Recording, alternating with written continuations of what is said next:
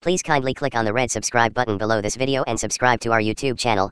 Thanks, God bless you as you do this.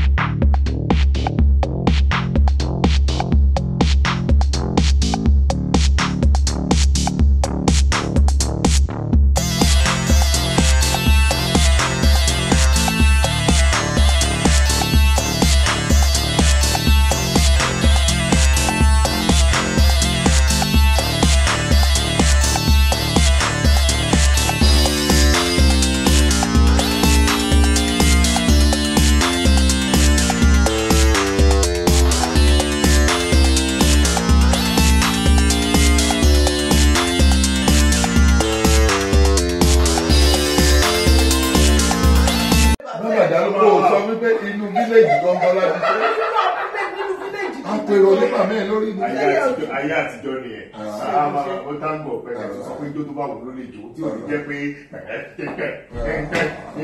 náà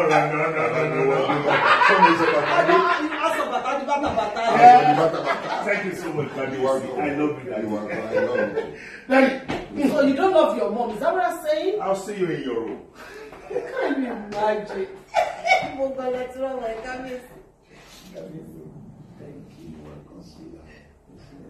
Thank you so much.